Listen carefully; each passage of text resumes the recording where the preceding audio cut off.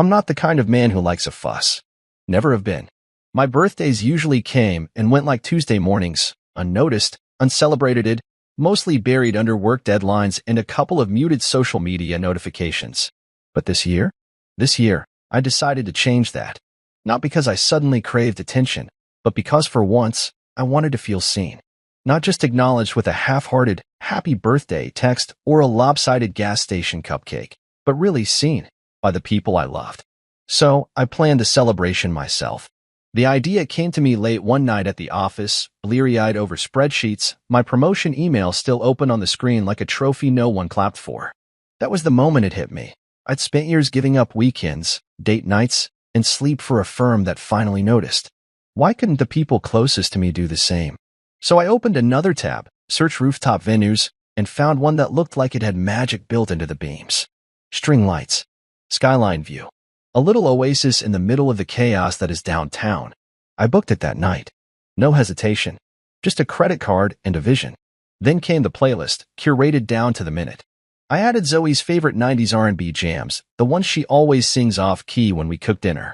Nora's bubblegum K-pop made the cut too, even though it gives me a headache.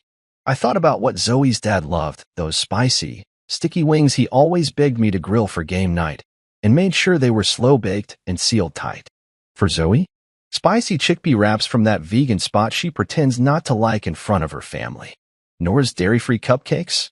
Ordered, down to the raspberry glaze. Every detail was intentional.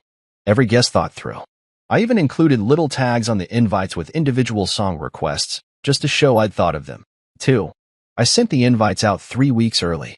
Sent reminders a week before. Then again 3 days before.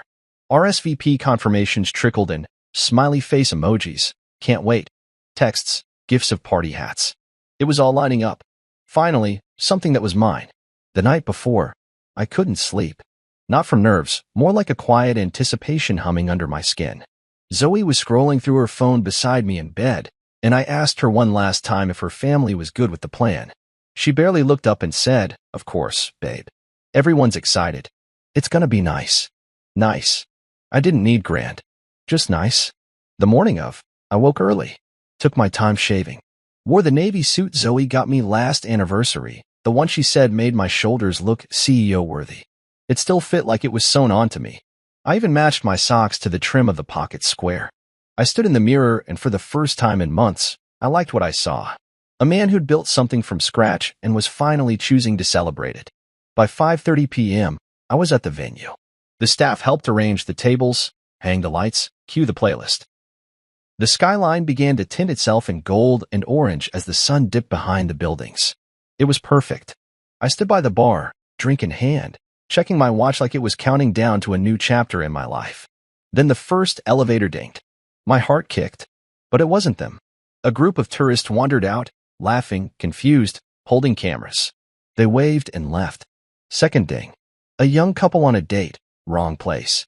They apologized. Left. More time passed. Still no one. I walked to the food table, adjusting napkins that didn't need adjusting. The music kept playing Tony, Tone, singing Anniversary into the twilight. My phone buzzed. I reached for it too quickly. But it wasn't Zoe, or Nora, or anyone from the invite list. It was a photo Nora had posted on her story. The caption read, "Family movie night tradition." In the picture, they were all there. Zoe, her parents, Nora, even Uncle Lou with his foot brace on the ottoman. Pizza boxes stacked. Netflix on the screen. Matching plaid pajamas. My heart stopped on the second glance. There, in the corner of the room, hanging askew like an afterthought, was a birthday banner. My name on it, half hidden behind a houseplant. They hadn't forgotten. They just chose not to come. I stood still for a long time, the music playing, the city glowing around me. I didn't cry, didn't scream, didn't call. I just sat down in one of those rented chairs, the ones I picked out myself, and stared at the food no one would eat. I watched the skyline blur into neon. Let the wind tousle the napkins. It was supposed to be the night I felt seen. It became the night I disappeared. I arrived early, too early. But that was part of the plan. I wanted time to make sure everything was perfect. Not just presentable, perfect. The rooftop venue was exactly how I imagined it. Glowing amber string lights twisted between steel beams, glass railings framing the skyline like artwork, and a breeze that carried just enough chill to make you feel alive. The staff was kind, efficient. They called me sir, asked if I needed help setting anything else up. I nodded, directed them to place Zoe's chickpea wraps on the center table, just under the heat lamp. Her dad's slow-baked wings, right beside them. Nora's cupcakes, arranged neatly on the tiered stand I bought last winter, white with gold trimming, just like she liked. The music played soft in the background. A careful balance of 90s R&B and upbeat K-pop that, to the untrained ear, might have sounded jarring, but to me, it was curated harmony. Every beat, every track, picked with someone in mind. The kind of care you give when you want people to know you were listening, really listening, all those times they thought you were just nodding politely. The sun started to dip behind the skyline, casting warm shadows across the rooftop. I walked to the edge, one hand on the railing, breathing in that sharp tang of city air. My reflection stared back at me in the glass door. Navy suit, crisp shirt, the silver tie clip Zoe had given me when I got the department lead position last fall. A man in control, she'd said then, with a kiss on the cheek. I adjusted the clip and smiled, thinking maybe tonight I'd feel like that man again. The elevator dinged. I turned, heartbeat skipping a little. But it wasn't them. A young couple stepped out, holding hands, laughing. The woman looked up at me, startled. "Oh, sorry. Wrong floor." They backed in with polite smiles, disappearing behind the closing doors. I checked my phone. Nothing yet. That was fine, early still. I sent a quick message to Zoe, almost ready. "You're gonna love the view tonight." Another ding. My head turned again, hopeful. This time, it was a delivery guy. He dropped off a tray of extra utensils I hadn't ordered, but appreciated anyway. He complimented the setup. "Someone's got taste," he said, nodding at the lighting. I laughed politely and tipped him extra. 30 minutes passed. Then an hour. Still nothing. The food sat untouched, steam long gone. The playlist looped back to the beginning. I turned the volume down, unsure why. The sun had fully set now. The lights above twinkled like stars trying too hard. Then my phone buzzed. Not a call. Not a text. A notification from Instagram. I tapped it. Nora had posted a story. I almost didn't look, but curiosity clawed harder than pride. The video played, a pan across her parents' living room. A cozy family scene, blankets, pizza boxes, mismatched pajamas. Laughter in the background. I saw Zoe on the couch, tucked under a throw blanket, her hair tied back, no makeup. Her head rested on her father's shoulder as he held a slice of pepperoni. Nora's mom was pouring wine. Even Uncle Lou made it out. In the corner, barely visible, was a lopsided birthday banner. My name on it. "Happy Birthday, Jordan," written in fading marker and hung crookedly above the flat-screen TV displaying a paused Netflix menu. They hadn't forgotten. They'd just chosen something else. A family movie night. Pajamas. Pizza. Over me. Over this. Over everything I'd spent weeks planning, down to the damn toothpicks shaped like tiny records. I watched the story again in silence. Then again, I zoomed in on Zoe. She was smiling, laughing at something off-screen. She looked comfortable, relaxed. I didn't feel angry. Not right away. I felt something else, hollow. Like the wind had passed straight through my chest and carried something essential away with it. I stared at the message I had sent her earlier. It remained unopened, unread, sitting there like a fool at the edge of a table set for no one. I didn't call, didn't text, didn't demand an explanation or ask where they were. I knew, and that knowing, that hurt more than any fight would have. I walked back to the table and sat down. The rooftop felt bigger now, colder. Like the empty chairs around me were ghosts of people who never showed. I looked down at my hands. The suit jacket creased at the elbow where I'd leaned too long on the railing. I smoothed it, then laughed quietly to myself. Half humor, half ache. I had planned my own celebration because I thought maybe this time they'd meet me halfway. That I wouldn't have to beg for presents or attention. That I could be surrounded by the people I poured so much into, and, for once, feel filled myself. But I was wrong. I sat there, the city lights flickering beneath me like blinking eyes, and I swallowed the bitter taste of being forgotten in plain sight. The food remained untouched. The music kept playing, and I didn't move. Not for a long, long time. I walked into the apartment like a ghost. Not the kind that slams doors or wails in the night, just the quiet kind. The kind that lingers in the air unnoticed, fading in the corners of rooms no one bothers to clean anymore. The hallway light flickered once when I closed the door behind me. It made the silence feel theatrical, like the apartment itself knew something had shifted, like it was holding its breath along with me. Zoe wasn't home. No surprise there. She was probably still curled up on her parents' couch, barefoot in those ridiculous socks with cat faces on them, sipping wine and pretending that nothing had been missed, that no rooftop had been decorated, that no food had been ordered, that no husband had sat alone under the skyline waiting for someone, anyone, to show up. I didn't take off my shoes. I didn't loosen my tie. I walked straight to the kitchen, opened the laptop I always kept on the counter beside the fruit bowl, and logged in. The screen lit up with the familiarity of function, cold, efficient, responsive. Unlike people, I opened the spreadsheet labeled Household Accounts. I knew it by heart. I'd built it from scratch. Rent, electricity, Wi-Fi, insurance, car payments, her boutique's web hosting plan, even the payment system she used to invoice her clients. I funded it all. My name on every billing address. My credit cards behind every convenience. I sat there for a moment, just staring at the screen. Not blinking. Not breathing. There was a weight in my chest that didn't feel like anger. Not yet, but something much denser. Like lead. Or finality. One by one, I started clicking.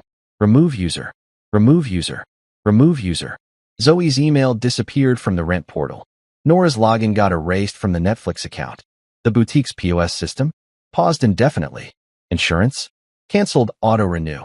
I even removed the save card from the grocery delivery app we both used weekly. No ceremony. No warning. Just clarity. It wasn't revenge. Revenge is messy, emotional, full of fury. This wasn't that. This was cleaner. Sharper. Like glass after it shatters in perfect silence. I wasn't trying to make a point anymore. I was just reclaiming what was mine. I paused when I got to the shared savings account, the one we used when Zoe's dad got laid off last spring and we had to cover 3 months of his mortgage. I had put in more than her entire family combined. They called it our emergency fund. I clicked through the history. Not once had they replenished it. I transferred my portion to a new account and locked it. Then I opened my phone. Group chat. Family threads. The name made me sick. My fingers hovered over the keyboard for a moment before I typed the message. Good luck covering next month's bills without me. No emoji. No follow-up. I hit send. Then I opened the group settings and blocked every number in it. I moved to my messages and did the same. Zoe. Nora. Her mom. Her dad. Uncle Lou. One by one. Block. Block. Block. The only thing that remained unblocked was silence, and it felt better than I expected. I closed the laptop. The screen went dark, reflecting my face back at me. I looked tired, not just from the night, but from the weight of years spent carrying people who thought love was transactional, as long as the transaction went in their favor. I got up and walked to the living room window. The city still buzzed outside. People moving. Lights flickering. Life happening. Somewhere, someone else was celebrating their birthday. Surrounded. Seen. Loved. And I was here, back home, in a place I paid for, filled with people who hadn't shown up. The absurdity hit me like a delayed punch to the gut.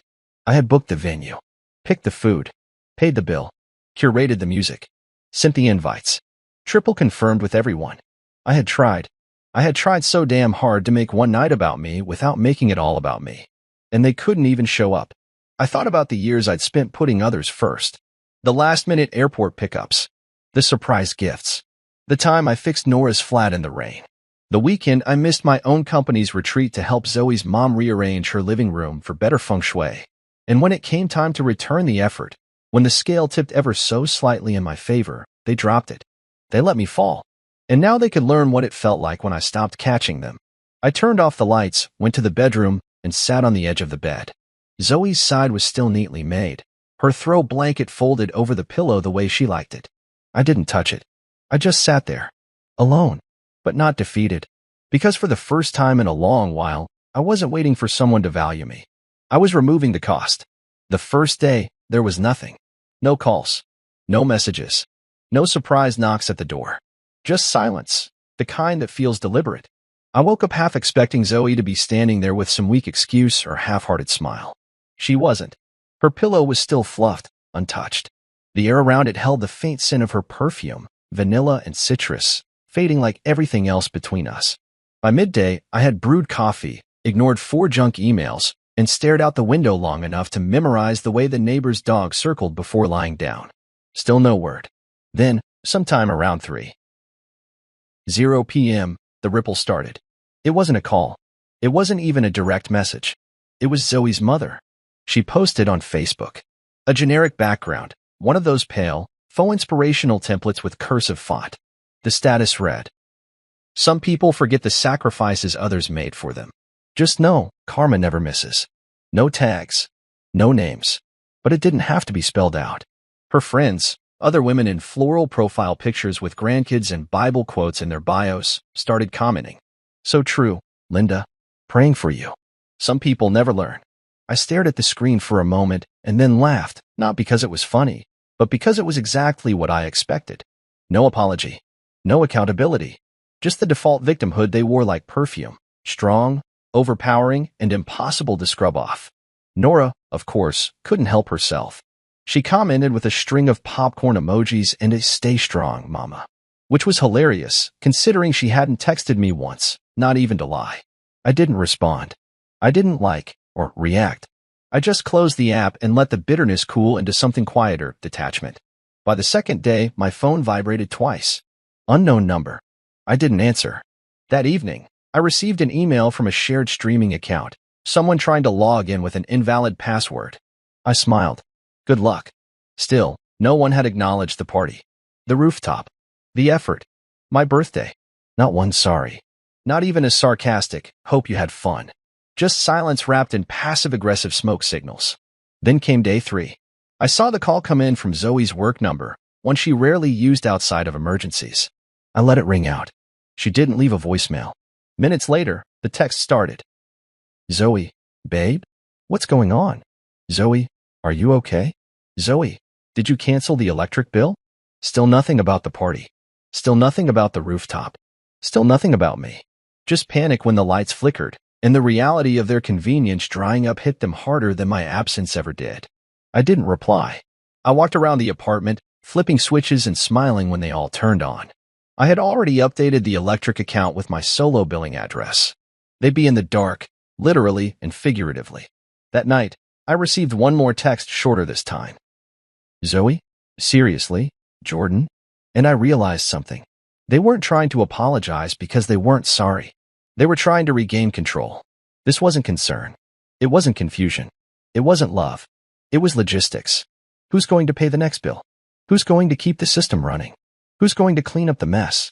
The answer had always been me. And now that I'd removed myself from the equation, they weren't angry that I was gone. They were inconvenienced. That was all I'd ever been to them. A well-dressed broom. A smiling debit card. A tech-savvy handyman who knew how to fix things. Except the emotional labor he'd been shouldering like a quiet mule for far too long. I sat on the edge of the couch, sipping cold coffee and staring at the quiet blue of the evening sky.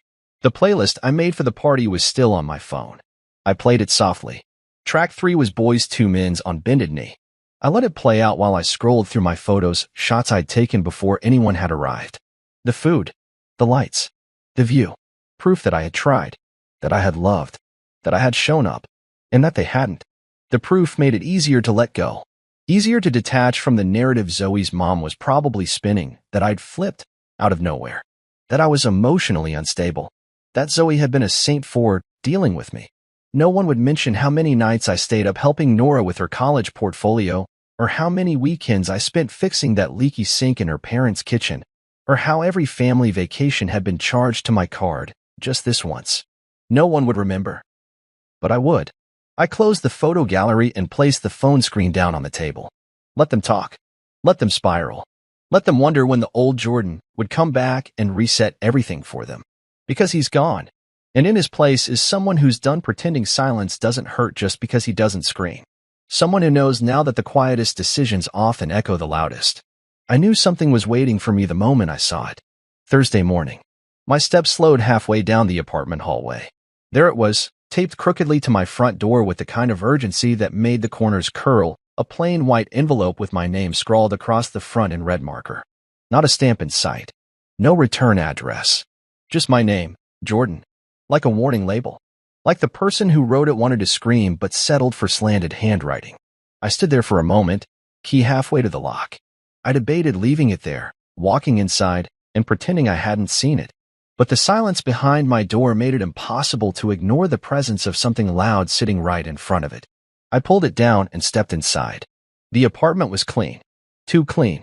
The kind of clean you don't notice until you're alone for long enough that everything feels staged. The couch cushions aligned perfectly. The coffee table free of clutter. Her throw blanket still folded at the edge of the couch, exactly how she liked it.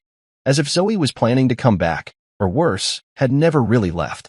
I sat down, the envelope still in my hand, the paper warm from where my fingers had clutched it too tight. I opened it carefully, as if expecting something fragile inside. But what I pulled out was anything but. The letter was typed. Cold. Precise. Passive-aggressive in all the ways I had come to expect.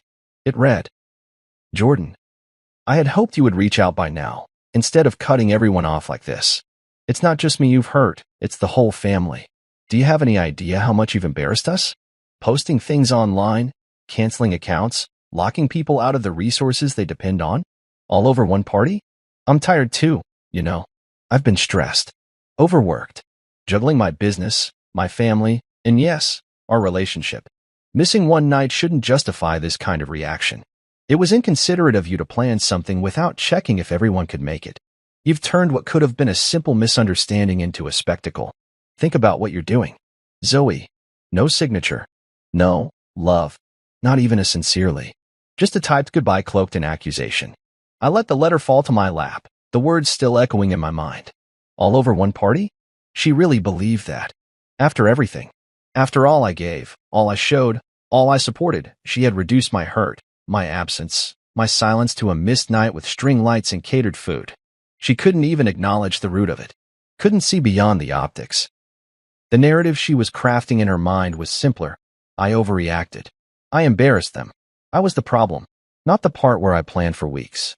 Not the fact that no one bothered to tell me they weren't coming. Not even a last minute. Hey, sorry, something came up. Just radio silence. And now that I'd finally responded, not with rage, but with boundaries, they were wounded. Wounded because they were inconvenienced. Wounded because I'd stepped off the hamster wheel they were so used to watching me run on. I stood up, tossed the letter on the counter, and walked to the window. The city outside pulsed with movement.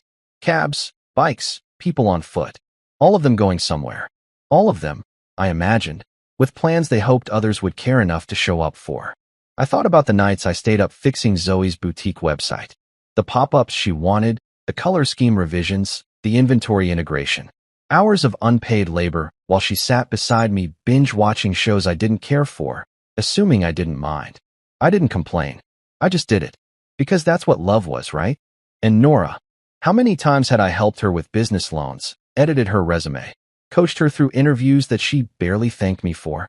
Her parents, who called me when the pipes burst, when the furnace broke, when the gutters clogged, because I was handy and smart, and, most importantly, available.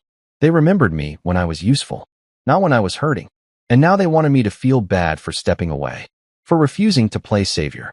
I walked back to the counter and stared down at the letter. The line that stuck with me the most wasn't even the accusation. It was the omission. No apology. No, I'm sorry we hurt you. Just gaslight wrapped in politeness. A subtle shove dressed up as concern. I folded the letter and slid it back into the envelope, not to save it, but to remind myself later, when I started to feel guilty, of why I stopped answering. Why I stopped showing up. Because the truth was this. They didn't forget about me. They just didn't care enough to come. And once I understood that, everything else became a lot easier to let go. I didn't make the website to go viral. I made it because I needed proof, for myself, mostly, that I wasn't crazy. That the version of reality I lived through was valid.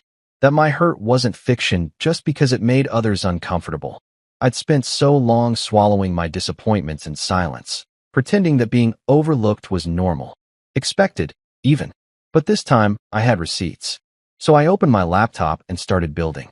The site was basic, no frills, no dramatic fonts, no black and white filters for emotional effect. Just clean lines and quiet truth. At the top, I wrote in bold. This was the birthday they skipped. Not because they forgot, because I didn't matter enough. Below that, I added the pictures. Not the ones with filters or smiles.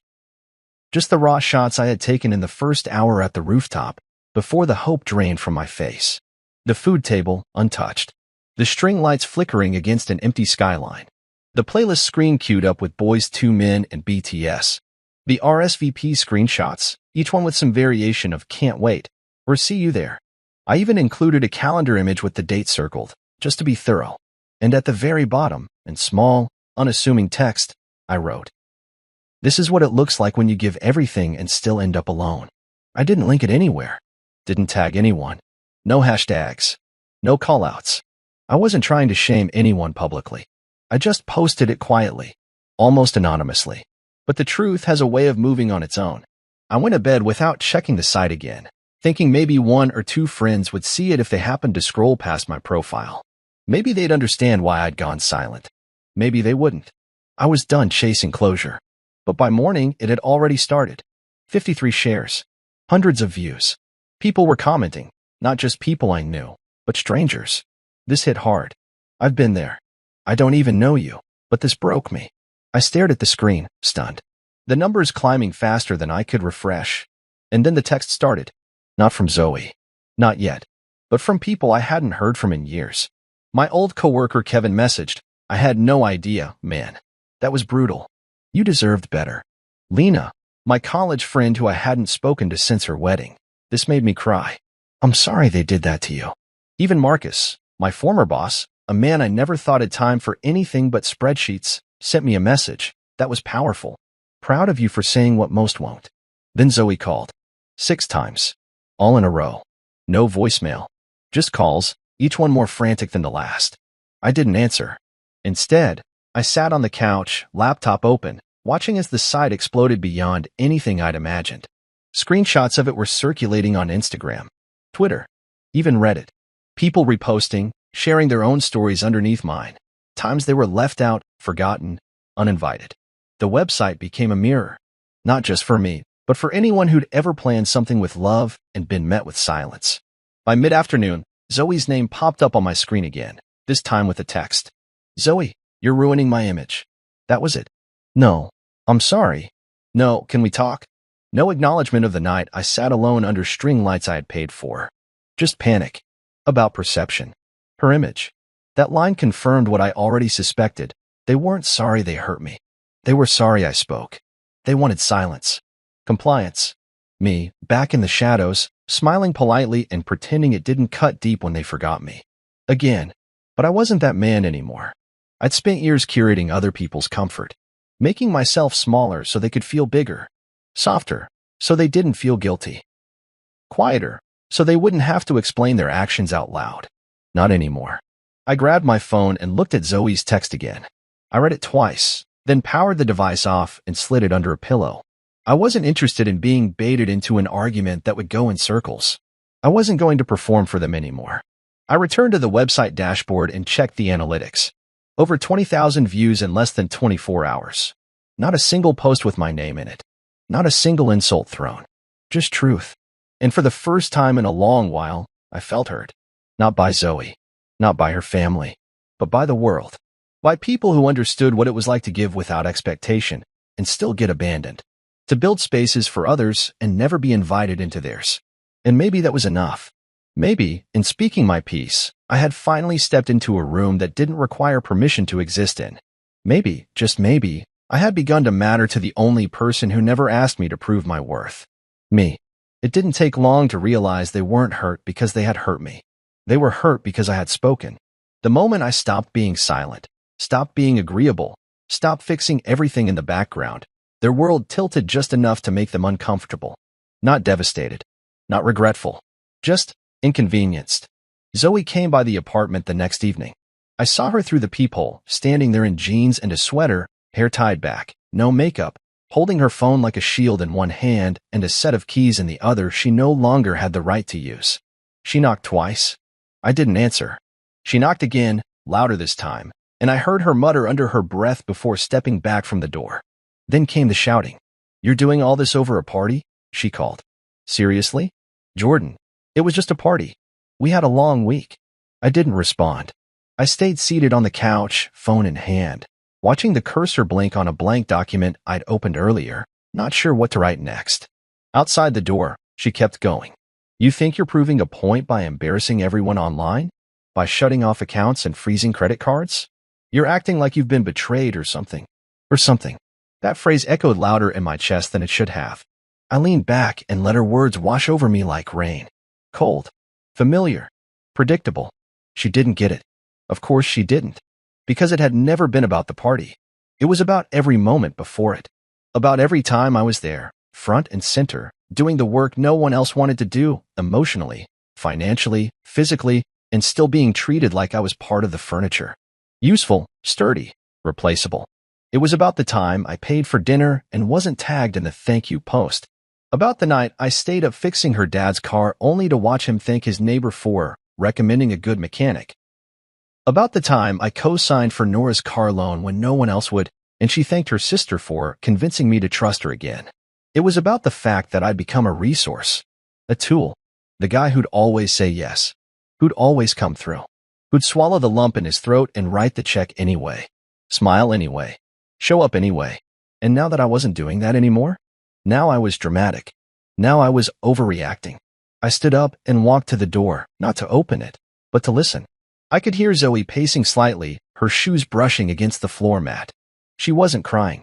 She wasn't apologizing. She was furious. Not because she missed me, but because she missed what I provided. When she realized I wasn't going to answer, she finally shouted, "Fine. Keep playing the victim. But don't come crawling back when this all blows up in your face." And just like that, she left. I waited until I heard the elevator ding, then walked back to the kitchen, opened the fridge, closed it again. My appetite had vanished days ago. I pulled out my phone and opened my banking app. I had canceled the boutique card last night, Zoe's primary method for ordering materials, running ads, managing inventory. It wasn't an impulsive move. I gave it real thought. I built the business with her, designed the website, covered the startup costs, even helped her brainstorm the damn name. And when it took off, she ran with the glory while I stood quietly behind her, watching her bask in it like I hadn't helped plant every seed. But not anymore. That card? Gone. The health insurance I added her family to when her dad lost his job? Canceled. The monthly payment I sent to Nora's dropshipping account to keep her afloat? Frozen. It wasn't payback. It was balance. I wasn't punishing anyone. I was just done pretending my contributions came from a bottomless well. I was done being the silent benefactor. They didn't see what I gave. They only saw what they could take. And the minute I stopped giving, I became the villain. I thought about Zoe's voice outside the door, sharp, accusing, desperate in a way that had nothing to do with love and everything to do with losing leverage. She wanted the version of me who kept the lights on and the bills paid. The version who made everyone else's lives easier while his own stayed stagnant. The one who would have forgiven everything with a tired smile and a shrug. But that man had left the rooftop the night no one showed up. And he wasn't coming back. I walked to the window and looked out at the street below. People moved like they had somewhere to be. Somewhere to belong. I used to feel like I belonged to a unit, a family, something stable. But now I saw the truth. I was the support beam in a house no one ever wanted to live in. So I stepped away. Not because it was easy, but because I had finally realized something no one else ever would. You don't owe anyone forever when they've spent years borrowing your present without returning a single second of gratitude. I didn't write the blog post to burn bridges. I wrote it because I'd finally stopped pretending they hadn't already collapsed behind me. There's a difference between bitterness and truth, and I was careful to stay on the right side of that line. I didn't name names. I didn't include Zoe or Nora or her parents. I didn't describe their faces or their voices or recount their cruelty in vivid, embarrassing detail. I didn't need to. I just told my story. It started with the rooftop. I described the lights, the food, the playlist, the waiting. The way hope drains from a body like bathwater, slow at first, then all at once. I detailed what it's like to sit in a perfectly planned space with no one to share it with, to reread RSVP confirmations and wonder how people can say can't wait, and then choose not to show up at all, not even with an excuse. But the party was only the entry point.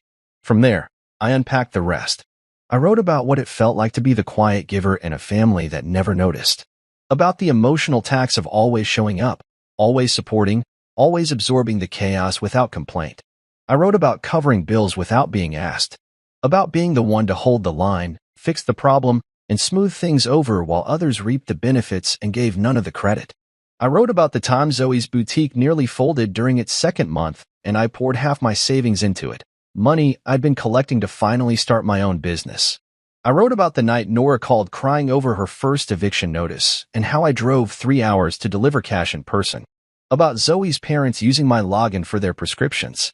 About how often I was the first call when things fell apart and the last thought when things came together. And I ended it with this. Some people mistake your silence for satisfaction. They think because you don't complain, you're comfortable. Because you don't ask, you don't need. Because you're reliable, you don't deserve to be asked how you're doing. But silence is not consent. And reliability is not a personality flaw. This post isn't about revenge. It's about voice. Because I've given pieces of myself to people who never said thank you. And this time, I needed to give something back to me. I hit publish and closed the browser. It was the first time in years that I had spoken, really spoken, without filtering myself for someone else's comfort. Without trying to sound measured or forgiving or polite. It was just honest. And terrifying. I expected maybe a few quiet nods from friends. Maybe 1 or 2 people would read it. Maybe message me in private. But I didn't expect the wave that followed. It started small. A few shares. A few heartfelt comments from coworkers and acquaintances. Then it began to spread. Someone posted it in a support group thread. Someone else quoted it on Twitter. Instagram stories started popping up with highlighted lines, screenshots, people tagging friends with captions like, "He put it into words." Then came the messages. Hundreds of them. "You told my story. This broke me. I didn't know how to say it until you did." Strangers. Couples. Divorced parents. Burnt-out sons and forgotten daughters.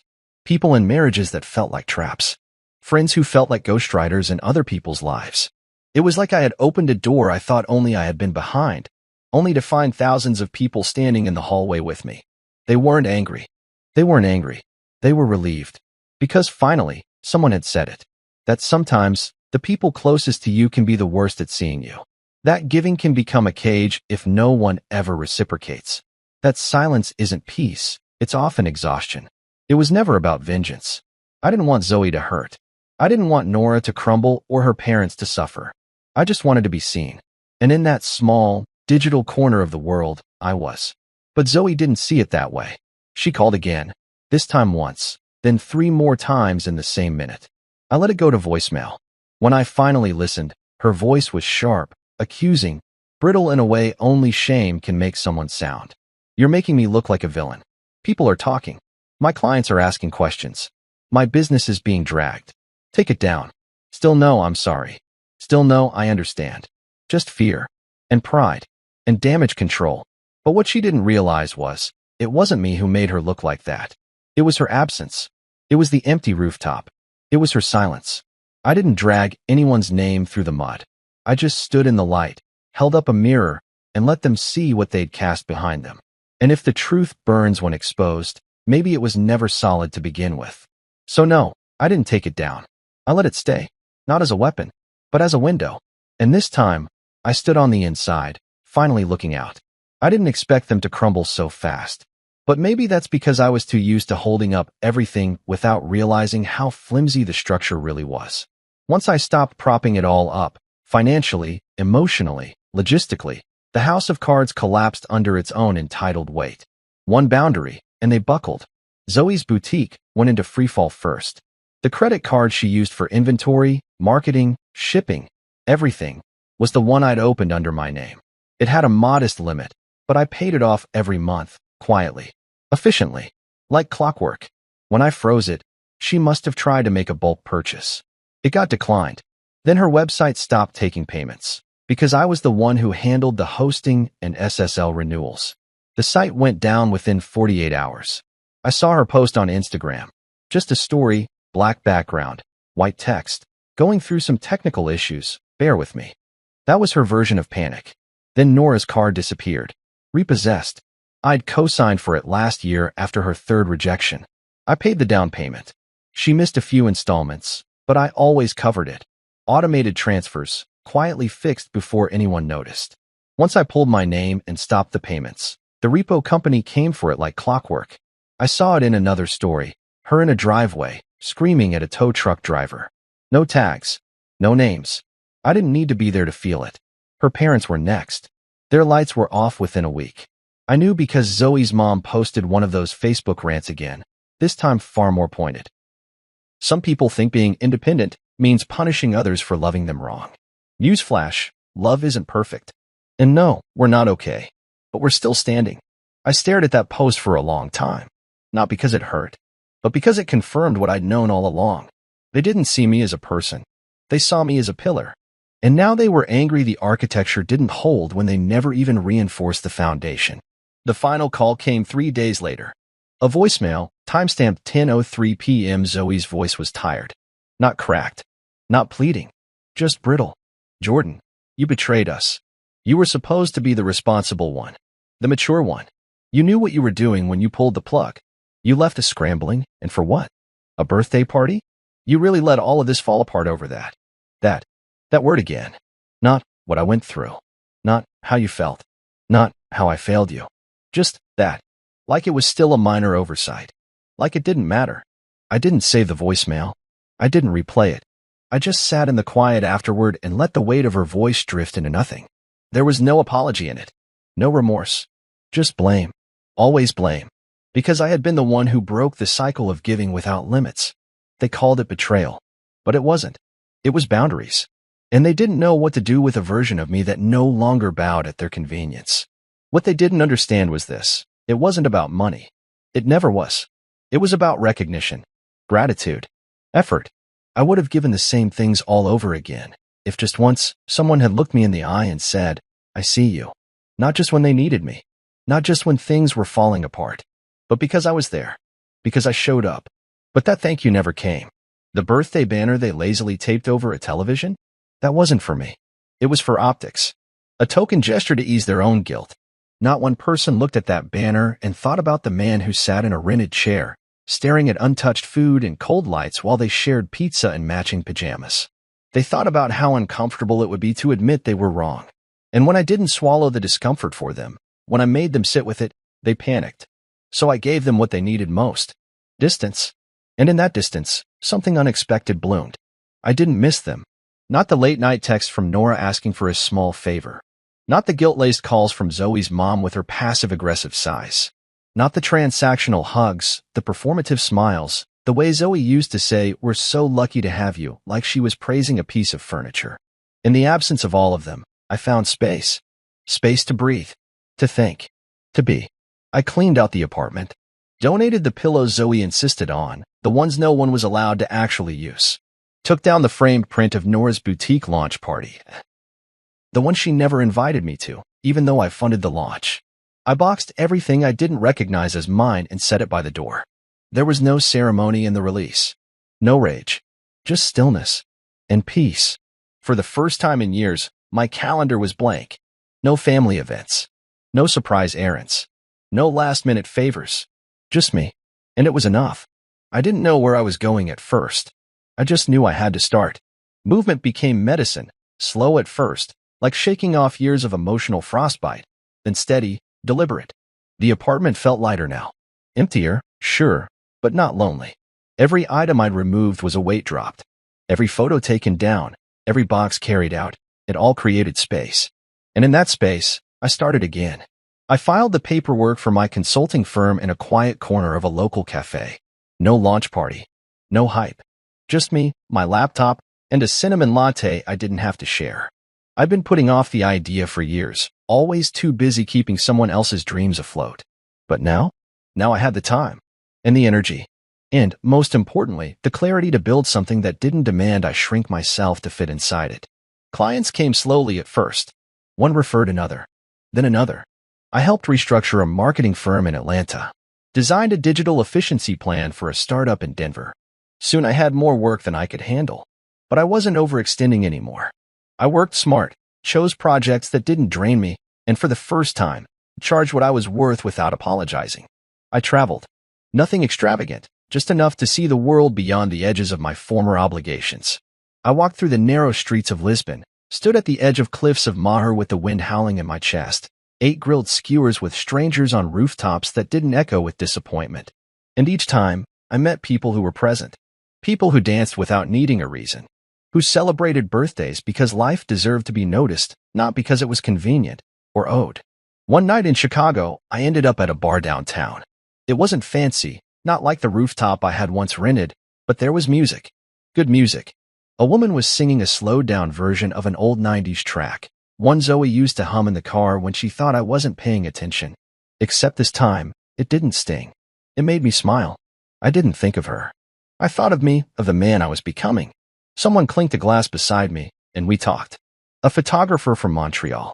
She asked me what I did, and I told her, I build things. Quietly. Carefully. And she nodded, like she understood. That night, I didn't feel forgotten. I felt chosen. By myself. By the new life I was slowly writing. And back home, the world I left behind grew quieter. Zoe stopped calling. Nora deleted her boutique page. Her parents retreated back into the pocket of silence they once forced me into. I didn't miss them. I didn't wonder what they were saying. I had already heard it all before. Every deflection, every accusation, every attempt to twist my absence into villainy. But it didn't land anymore. Not where I stood now. And sometimes, only sometimes, I'd pass a rooftop venue in the city, and my chest would tighten for just a second. The kind of ache that comes from remembering where you broke. But then it passed, because that night didn't end me. It rebirthed me. I'd planned that night thinking it would be the one where I was finally celebrated. Instead, it became the night I woke up. The night I stopped begging for a seat at tables I had built with my own hands. The night I realized that no amount of love, planning, or sacrifice could make people care if they'd already decided your presence was optional. It taught me the value of my effort, the cost of my silence. It taught me that being the strong one doesn't mean being the disposable one. And now, I live differently. I don't give to be noticed. I don't show up just to prove I'm loyal. I celebrate people who celebrate me. I pour into cups that pour back. I throw my own parties, and if no one comes, I still dance. Not because I'm trying to make a point, but because I finally know how to enjoy my own damn company. That's the freedom no one warned me about. Once you stop performing for people who never clapped, you start creating for yourself. And that joy? It's quiet. It doesn't need banners. It doesn't need RSVPs. It doesn't even need to be posted. It just needs to be lived. So here's what I know now. Love without effort is decoration. Family without respect is fiction. And a birthday without company isn't the saddest thing. The saddest thing is being surrounded by people who claim to love you and still feeling invisible. I was invisible once. Not anymore. Now I take up space. Now I am the celebration.